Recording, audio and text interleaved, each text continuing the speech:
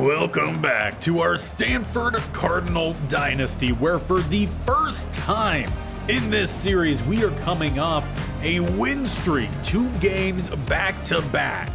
The first was a massive upset over formerly 18th ranked Utah, 22-17, an overtime win. In last episode, we got a unique chance at some revenge. 27-19 over Washington State, the same team that previously beat us this season before our file corruption. But we now look to focus in on the other Washington team, the Huskies, a couple years after their national championship appearance. Though for them, it hasn't been a great season. 6-2, 3-2 in conference play, and today, if we can upset them, we could find ourselves moving above them in the conference. With this season closing in towards the end, 4 games left in the regular season, we essentially have to win out to make a bowl game, and we face 3 really good teams and 1 rivalry. You never know what happens in a rivalry. But before we start looking ahead, we gotta look at this week. True freshman Dexter Sinclair, the starting quarterback here for the Huskies. Pretty good season so far, 24 touchdowns, 68% complete. Running game, it's the senior in Jonah Coleman that lead them just about 6 yards per rush. Only 2 touchdowns. Sinclair, the quarterback, leads this team in rushing touchdowns. Denzel Boston, the redshirt junior, leads them in receiving yards and touchdowns. It is Rashid Williams who leads them in receptions. But do not overlook LaTroy Combs, and definitely don't overlook the tight end in Maliki Matavao. Both of these guys have 6 touchdowns on the year. Defensively, the outside backer Devin Bryant leads them with 6 TFLs, close to 1 a game. As for sacks, it is Holtzclaw who leads this group, 3.5. They also have Russell Davis II with 3.5, but he is out with injury. We also have to worry about our future in this one, as Jermaine Hennessy, the only quarterback we have recruited, is coming in for a visit. And Georgia is starting to go after him, so a big visit here might just get him to commit. So with bowl game implications as well as recruiting on the line here today, it's time to get this one kicked off. Flintoff will get us underway. As the boot sends it down to the 3, Washington will look to return and open down the middle, speeding by the diving defender. Armstrong will take this one to the house. What a start for the Dawgs, and a bad start for your home team. And with how good the defense has been playing of late, would have loved to see them start this game. Instead, it will be the offense, starting at the 19. Very much opposite to the return of the Dawgs. As we start with a run, Irvin, he looks to get to the outside, and play 1 for the Cardinal offense. A flag comes down, and it's coming back. They'll catch the true freshman tight end Buck with the holding. 1st and 18. At least it was slightly downfield. Going to the other true freshman, Haddad will take the screen. They say ball is out. Eventually, Stanford jumps on it. And it doesn't look like a review will come in from that. So a gain of 6 and a fumble will go on the stat sheet. Luckily, we recover. Now trying to get it to the outside. Good block from the running back, but what better pursuit. That defender comes fully across the field, leaving 3rd and 8. Daniels. We did have a defender jump early, and the refs will get him, not the lineman that he caused to jump. So 3rd and 3 then. Changing up the look as they do bring down some pass rush. We go to McCoy, and picking up the first down, a little stiff arm to finish the play. The Cardinal have made it a mission this season to get the tight ends well involved, and they are doing so early on. Daniels now with a shotgun spread look. They do go back to the running game, and the center is beat. Credit that TFL to Troy Erickson, beating our true freshman at center. 3 go to the left-hand side, 1 to the right. Daniels will look to throw. Across the middle, he finds Bachmeier. Pick up about half the yards needed. Once again, Cardinals left here with a 3rd and long, and once again, we see early movement. But this time, they're going to get the Cardinal. So early on here, first drive for the offense, we see Daniels draw off his own team and the away team. 3rd and even longer now. Haddad across the middle gets the catch. He's not out there every play, but he makes every play he gets count. 1st and 10. Just shy of midfield. Irvin down the middle. Good blocking. We pick up 7.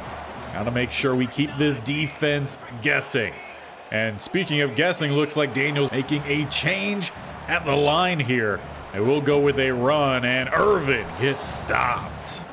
Maybe a gain of 2. They're leaving 2 here for 3rd, and again, movement early. That time it's Holtzclaw, their leading sack artist. And why even have to worry about trying to pick up a 1st down on 3rd down if you could do it before the snap? As the lane opens up, Irvin tried to hit it. Good tackle. 12 for them, has gotten stuck in on a lot of plays. Looks like he's their safety, so moving him up and down the front 7. As Borden has a step downfield, Daniels puts it on him. That pass on the money.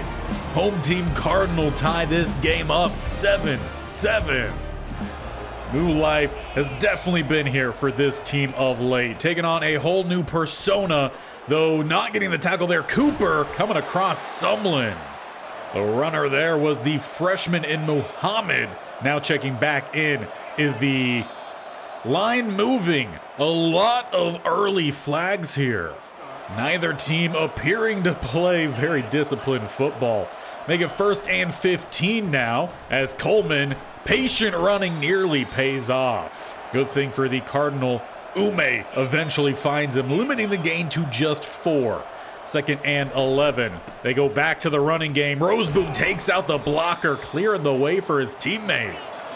He's another one of those true freshmen who have shown some great signs, and defense will get the stop. Morris with the tackle, and a punt it will be. In front of a sold-out crowd here in Palo Alto, this was the bounce back we needed to see from this team. Gave up the touchdown on the very first play, the kick. Now an opportunity to take a lead. As I have to shout out the freshman center. Happened quickly, might have missed it, but he laid out a dude. 2nd and 8. As they look to set up the halfback screen. Couple blockers out in front for Parrish, who kind of shakes the tackle, couldn't keep on his feet. Well, that's how our first quarter comes to an end. Tie ball game here, 7-7, but a lot of action out the gate. Starting the second quarter, it's spread empty here as Daniels will have to get rid of it, and somehow he does. He was very much under pressure, but he released it. That's all we need. Now Irvin down the middle will pick up 3. The Cardinal worked a very slow and methodic drive last time, getting a lot of help with penalties, and they might have had one here again on 3rd, and it's encroachment. Don't want to speak too early on it, but is this the return of the intellectual brutality, using the discipline to get some free yards? As McCoy, he takes the quick pass and he picks up the first, keeping him well involved. We get to the midfield line. We go one spread either side, 2 tight ends out there. This time back to McCoy. He's going to get the first down. A few weeks ago, Coach Barrington changed the offensive format, and it's worked out a lot better, focusing more on quick passes, though occasionally letting things develop. No one gets open. Daniels scrambles. It was that play from Daniels last week that actually got this team, I believe, the win. Now looking for A.O. Manor, and he drops it. The Cardinal definitely trying to set up that deep ball. Used it to get the touchdown to tie earlier. Went for it one more time there. Now Irvin, good block downfield from A.O. Manor, and they do give us the first. Wasn't gained by much extra. 1st and 10. And Daniels, he keeps it.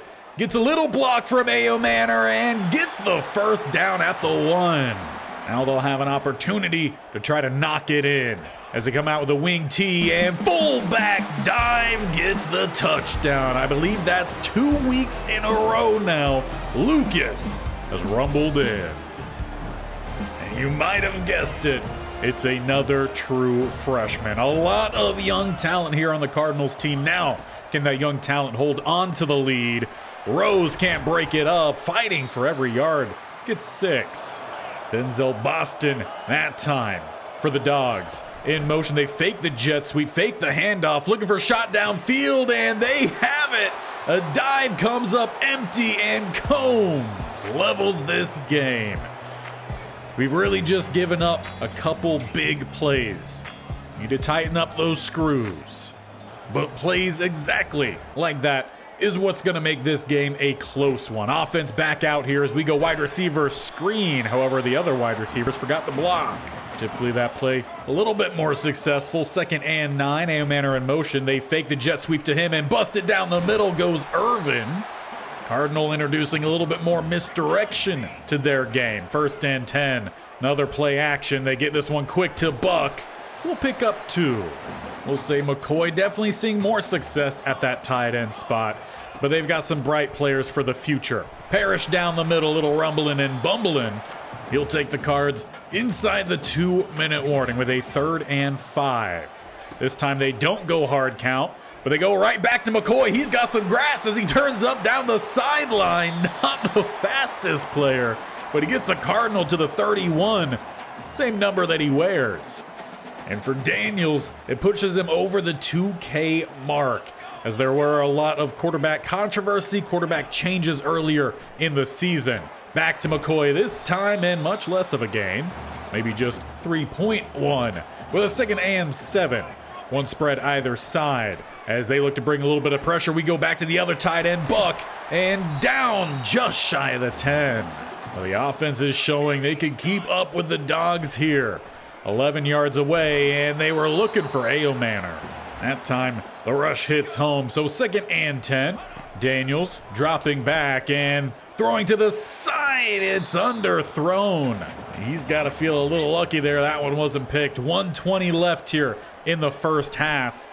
And he's got his receiver. Ball comes out late, but Borden drops it. If he was able to hold on to that one, might have been a first down. Instead, it's the freshman kicker perfectly down the middle.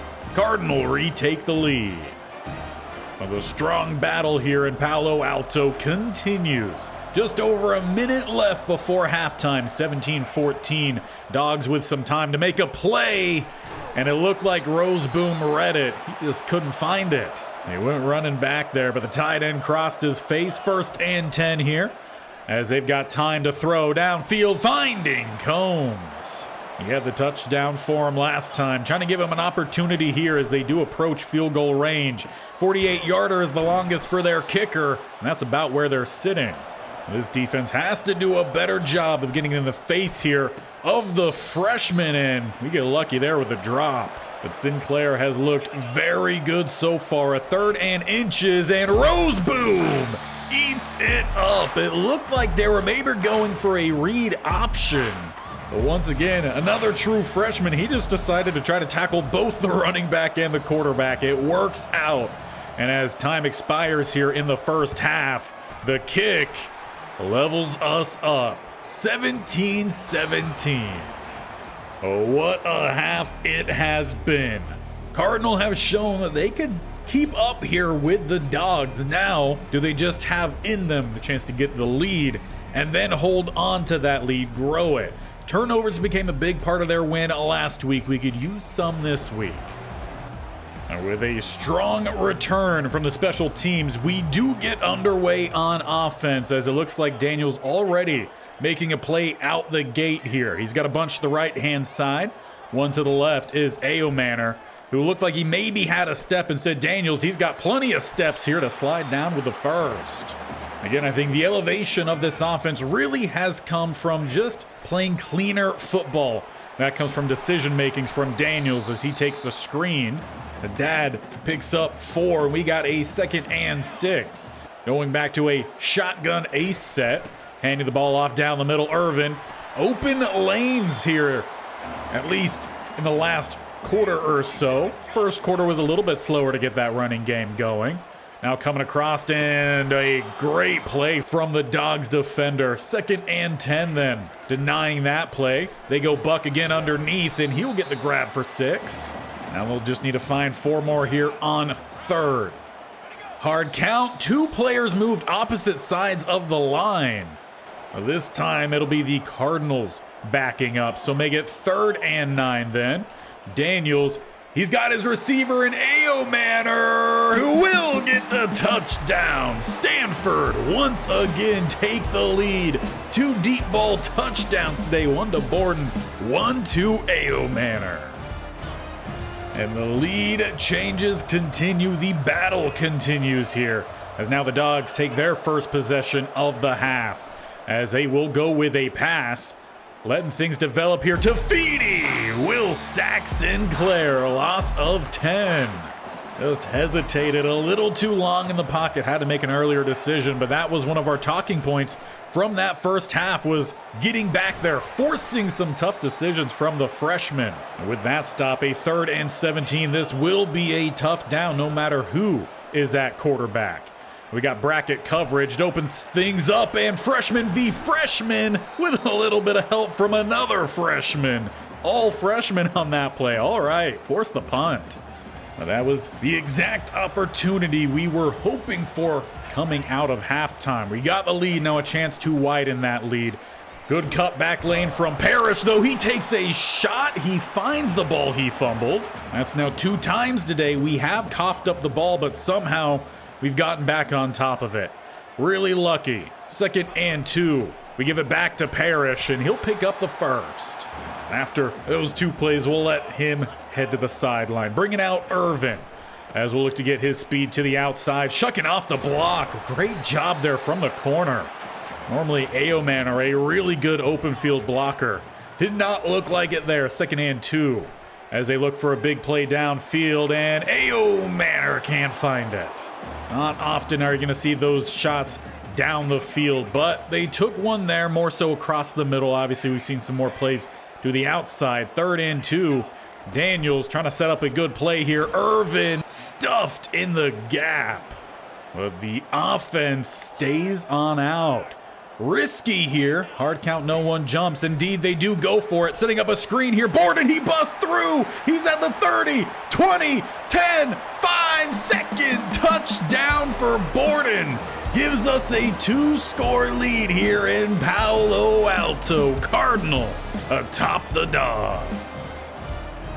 All that on a play that looked like it might have been dead before it got started. 31-17 here, a great start for the Cardinal this half, as Coleman takes the handoff. He'll pick up 6. I think a play like that shows that this team definitely still has a little bit to develop in the middle. Really good push from the Washington line. Looking for a shot downfield. Good coverage. They'll go all the way down the field, and Ramos blocks it with his back, but a flag comes down. And they're actually going to call a penalty on Frausto Ramos on that. That was just really good coverage. They get bailed out. Rose boom to help slow down the rush. He definitely didn't lay the boom on that one. 2nd and 7. They come out with a spread look, and now movement again both sides. But they're gonna say Howerton moved first, so make it 2nd and 2 then. With a heavy set in shotgun, trying to get Coleman to the outside, though he cuts back towards the middle. Sumlin to help get the stop. And now a 3rd and 1. They send a bunch to the right-hand side here. Defense was creeping down, but it'll be the 4th quarter.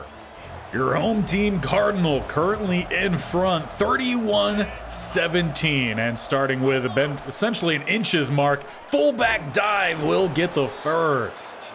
Defense initially had the front side clogged up. It was the cutback lane that cost them. So 1st and 10 here for Washington, as they will dump it off to their tight end, shaking the tackle of Edwards. Leave it with a gain of 2. So 2nd and 8, as they'll continue their passing game, rolling to the outside, not good contain. We saw earlier the rushing success, stat-wise at least here. Coming into this game, Sinclair had actually led them in rushing attempts and rushing touchdowns. He hasn't scrambled too much today, though he's going to do so here. Sumlin comes in. He was looking for the big shot. Instead, smartly Sinclair gets down. 1st and goal at the 6. They will look to pass, driving in and getting a big hit to knock him down. I honestly feel like this might be the first time a team has snapped the ball inside the 5 today. Though we did get a fullback touchdown, so maybe not the case. Quick throw, Ramos drops the pick. So close to ending their drive. 3rd and goal. 2 tight ends and 2 receivers to the left-hand side. They go with a quarterback power. Sinclair is in. The Dawgs draw this one back to a touchdown game. Gotta have a better push than that next time. But for now, the offense comes out with a chance to start to run some clock. Starting at the 25, it's Parrish who finds a lane down the middle and will pick up about 11. Being honest, was not expecting the Cardinal to come into this game and see the amount of success they have today in the true rushing game. We haven't seen that from this team in the last few weeks. Daniels, he looks to scramble here, pick up the free yardage. That's exactly what Washington did on their last drive. Worked out pretty well for him. Look for the quick pass and miscommunication. I think Daniels was looking for that stop a little bit quicker than McCoy was giving it to him. So 3rd and 4 here. They don't jump off sides that time. Downfield and squeezing it into a tight window. Ayomanor. Risky throw there from Daniels. Ends up paying off as it looks like he's having to make some changes to the line here. And a flag comes in. Did Irvin jump during the checks? Apparently. A real bonehead move there. Leaves 1st and 15. Parrish checks in at running back. He's got a lane down the middle. He's going to pick up that lost yardage and more. And on top of it, the Cardinal letting this clock roll. Approaching the 2-minute mark, they will have to snap the ball at least one more time. Borden in motion. They give the ball to him on the jet sweep, and he gets clogged up. That will send us inside the 2-minute mark. And it looks like the Dawgs are crowding the line. Hard count that time, no one jumps. Looking to go with all the success they've had today. Bachmeier on the quick drag. Dawgs having to now call their timeouts. They need a touchdown in this one, but we've just been slowly driving. Stuck behind Pale there, still pick up a little bit. And honestly, if we get that gain every time, we'll be plenty happy. As Daniels, again, he's trying to get his line set up. Inside 2 minutes, 1 timeout remains for the Dawgs. As they do get quick pressure off the snap, final timeout called there. Now the Cardinal are also inside field goal range, so we'll see what they do here, 3rd and 6. So letting that play clock run down as well. And they take the safe play, hand it off. They will lose yards. Will end up being a 48-yard attempt here for ETN. The wind coming straight at him. A big kick here for the true freshman, and he nailed it. I don't want to speak too early, but do we have the next Joshua Carty? Either way, he gives the Cardinal a 2-score lead here, 34-24. Limited time left, no timeouts for the Dawgs, but they're going to find a big play to that tight end of theirs. They obviously spent time earlier in this game to note his success. 6 touchdowns on the season. That's tied for second for them as the other guy who has that same stat line, Combs, though he did actually have a touchdown in this game. So that now has him tied for first for the Dawgs.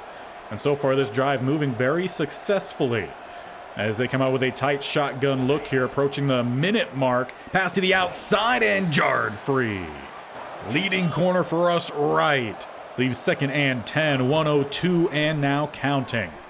As they roll and right, can't jar that one away. Great catch again there from their tight end, and they will just clock it. Again, they need a touchdown, an onside, and a field goal to send this thing into overtime. Expect them to continue passing the ball, try to save some time, and they've got the touchdown. Now they need the onside. Not a strong showing there from the pass defense. And the onside will go to the second field. And Bachmeier, he gets it. And that should be it. The Cardinal can come out here, victory formation, to kneel it down. No timeouts left. Make it 3 wins in a row. 30 44-31. Stanford, you could say, upsets here Washington. And once again, it was just a really good game from Ashton Daniels. Smart with his passes, chose when to run at key times. Gotta give some credit to the O-line as well.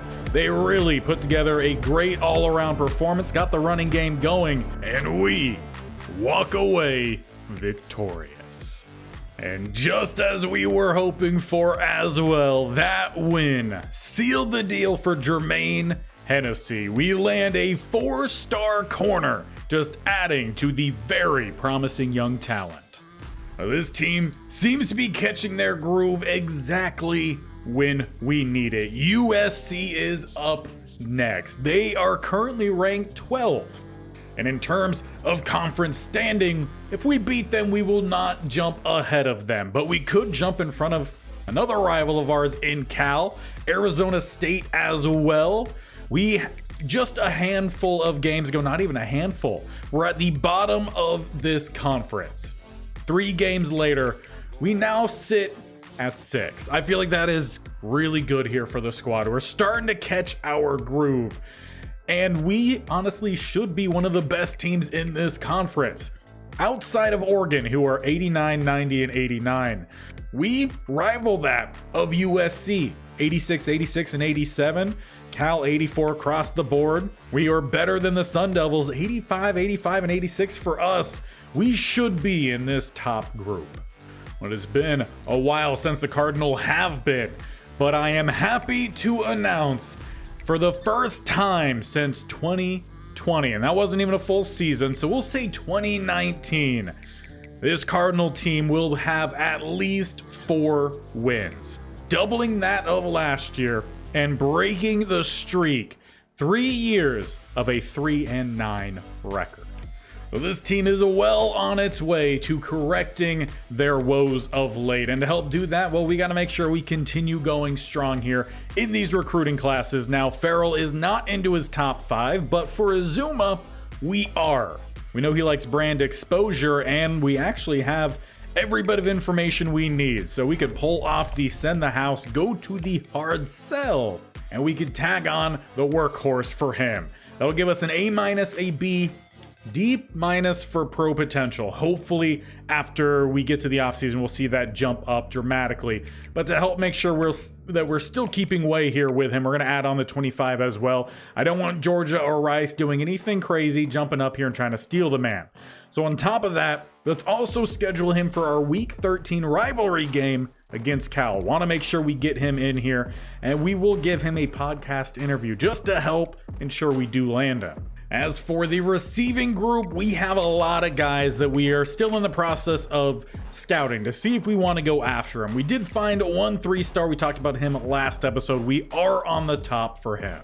Offensive line wise, we are also now into the battle here for Telvin Byham. Before this game against Washington, we were sitting at that 5th spot, so we dramatically jumped up. You could see with the slightly darker shade of red all the ground that we gained. Meanwhile, Boise State really didn't. But with us into the top 5, proximity to home we know is important for him, so definitely we could look to get his hard sell in here as well. Now, we don't have all 3, so we will be guessing on which one fits him best. And we will go with hometown hero because that gives us an A-, a B+, and an A-. It could also be a situation where it's grassroots and we get an A-, a B+, and a D-. But we're gonna go at least with something that would be best for us this first week. Now, of course, I'm also gonna tack on the 25 because I want to ensure we bring him in, and we're gonna schedule his visit with program tradition. But we still have some work to do here over on the defensive side. Daryl Vildor, we are in front of. I feel like that's new. Yeah, massively. We moved up a lot after this week. Michigan did move up a good bit, but we do jump in front. Now, we are not into the top 5 for him. So we can't go into any of the hard sells. Pro potential we know is important for him, and we already know that's not great for us. As for Keelan Levine, we are in front for him. We are into the top 5, and we know all 3 of what he needs. And just as we had earlier, Workhorse is going to be his as well. So we'll tack that on. And we also will go ahead and add back those 25 points to leave him at 65. And hopefully we'll see this lead start to separate even more. And really big here, we've jumped in front for the 5-star linebacker, the 4th in the nation, 29 in overall talent. Jumping ahead of Clemson. Syracuse was pretty close behind, but we still have to wait about a week to get into that top 5. Then we could schedule a visit and add on a hard sell. But as we look to wrap up today's episode and this week of really good college football here for us, make sure you stick around because next time is a huge game at home against a rival and against a ranked opponent. I don't think we're going to be anywhere close to getting votes yet, but if we could start knocking down some more top 25 teams, well, that'll just help out the recruiting in the future and might help us get to be ranked maybe next year. So make sure, again, you're sticking around, bear icon in that bottom right, or scroll down to the sub button and definitely tap that bell icon so you're notified of when these videos go live. Monday, Wednesday, Friday, college football, Stanford Dynasty, Tuesday, Thursday, Madden 25 with the states only challenge. And as that series comes to an end, then we might try some new ideas over on Madden. So we'll see you next time as the Trojans come to town.